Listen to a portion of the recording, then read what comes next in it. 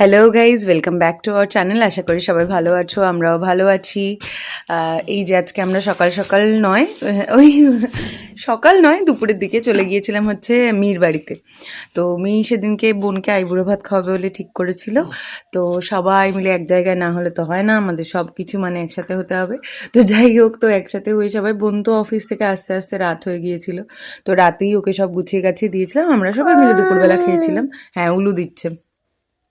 তো এখানে বড়মেশো আশীর্বাদ করছে, তারপর নন্তু আর মিঠি তো আছেই, ওদের সব কিছুতে ওরা বদমাইশি খুঁজে নেয়। যাই হোক, ওরাও একটু পায়েস খাইয়ে দিল বোনকে। তারপরে আমার বড়মেশো, মা সবাই আশীর্বাদ করেছে এক এক করে। যেহেতু অনেক রাত হয়ে গেছিলো আর সবার খিদেও পেয়ে গেছিলো, ওই দিনটা আমরা মির বাড়িতে ছিলাম। তো বাড়ি ফেরার তাড়া না থাকলেও ওই যাই হোক আর কি, ঠান্ডা ছিল তো ভীষণ, মানে মনে হচ্ছে যত তাড়াতাড়ি সেরে সুরে শোয়া যায়। হ্যাঁ, মামা। এই যে আমার ছেলেও গিয়ে বসে পড়েছে, এখন আবার দেখতে পাচ্ছে মামাকে, বলছে মামা। তো এখানে মাও আশীর্বাদ করে নিচ্ছে। রান্নাবান্না সমস্ত কিছু কাকিমাই করেছিল, আমাদের যে রান্নার কাকিমা আছে।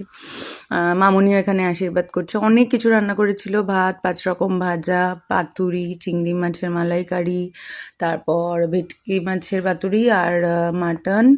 তারপরে বড় বোনও একটা চিংড়ি মাছ বাটা বানিয়েছিল, আমরা ভাগে পাইনি, তো জানি না কেমন টেস্ট হয়েছিল। ভেজ ডাল হয়েছিল, চিকেন হয়েছিল, আরও কী কী সব হয়েছিল, অনেক পদ হয়েছিল। এখানে আদিসোনা ঘুরে বেড়াচ্ছে, এখানে বোন খাচ্ছে, আশেপাশে আমরাও সবাই মিলে একসাথে খেতে বসে পড়েছি, কারণ প্রচণ্ড খিদে পেয়ে গেছিলো সবার। ভালো মন্দ রান্না হলে কার না খিদে পায় বলো। এখানে গোপালের জন্য নিরামিষ হয়েছিল, পোলাও আর ফুলকপি আলুর তরকারি আর 2 রকম ভাজা, চাটনি, পায়েস।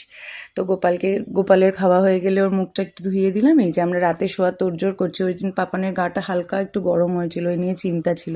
তো ভিডিওটা কেমন লাগলো জানিও, চ্যানেলটা সাবস্ক্রাইব করে